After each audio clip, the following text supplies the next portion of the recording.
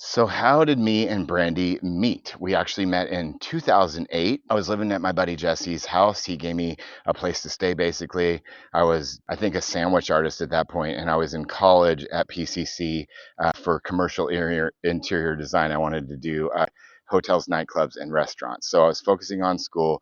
A couple of my buddies that I knew wanted me to meet Brandi for a while, and hang out with them and party or whatever. And for whatever reason, well, there's a reason. I'll tell you that later. But there was a reason that Brandi said, like, I don't want this guy in my life. I don't want to meet him. He's not going to be around me. Well, fast forward a couple of months, there was one of their sister's birthday parties, and it was in Lake Oswego. And they invited me.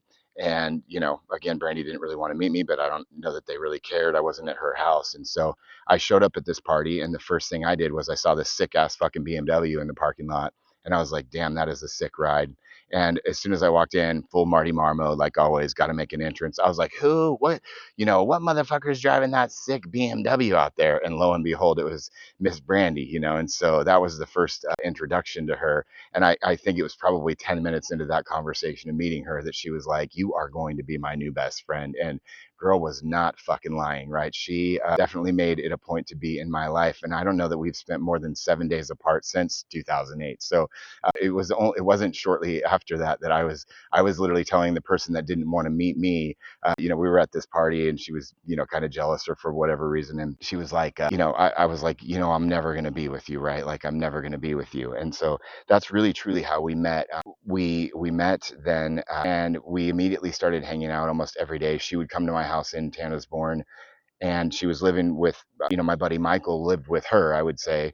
And he wasn't the best guy. We ended up getting her out of her life. We were friends. We did everything together. We went snowboarding. I met all of her coworkers. They all knew me as her gay husband. Even her parents actually met me that way. I had painted toenails. I had piercings all over my face, which I'll show you a photo of. I had the puka shell necklace. Oh boy. And Brandi just loved me. She loved my sideburns and my hair and my charisma, all the things. And she was the most successful person that we knew in our group. She was 20 something. She was a branch manager for Wells Fargo. And she took her work very seriously. And that was obviously very attractive to me as well. I've always been with women that were go getters, that were alpha females, that had the the tenacity, the grit to go after what they wanted, and they all were very good at not taking no for an answer. Similarly to Brandi, in regards to our relationship, um, and some of them were for the wrong reasons. Obviously, again, she was the most successful one of all of them, but they were all the aggressors, if you will. They all wanted me.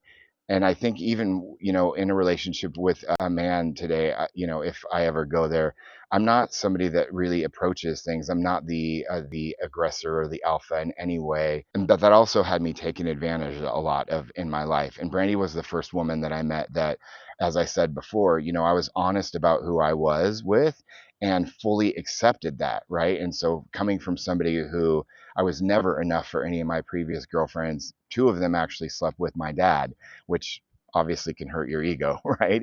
And I just never felt like I was enough for them, and I wasn't. That was also something that stuck with me throughout the course of our marriage. Was I still always felt like I wasn't enough of a man, and I always felt like I was taking something away from Brandy, and that guilt is what ultimately led me up to dealing with this and or coming out a second time, if you will. But we continued to date and hang out, and there was just a point in that relationship. I have a photo of it the night that we both really knew that, like, we were in love with each other, that this had kind of gone beyond a friendship. We were all in a hotel room. We were literally sleeping on the fucking floor. Her boyfriend was sleeping right next to us. I'm not sure who was taking this photo that we have, but we both vividly remember it. And I think probably the next night or shortly after that is when our relationship got sexual. And it was great sex. It was an amazing connection that we had. It was true, true love.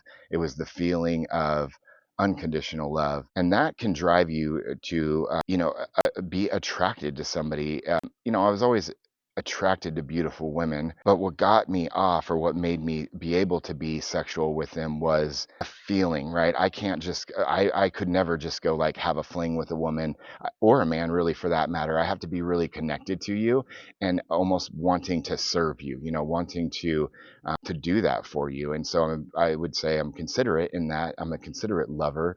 Maybe she may say different, but like I said, there was certainly some wild nights there that clearly led to us having a baby, or becoming pregnant and taking that relationship to the next level, which was our proposal on the side of a mountain snowboarding. Right, I had my buddies go up and actually, use bottles filled with water and food coloring and do "Will you marry me" across the whole side of the mountain as we went up the whatever it's called, not the gondola, but you know what I mean. Anyways, and she wouldn't look at it. It was like freezing cold outside, blizzard, and she like wouldn't look at that. And then when we got to the top of the lift, I dropped down on one knee and gave her the ring. So that is how this love story began.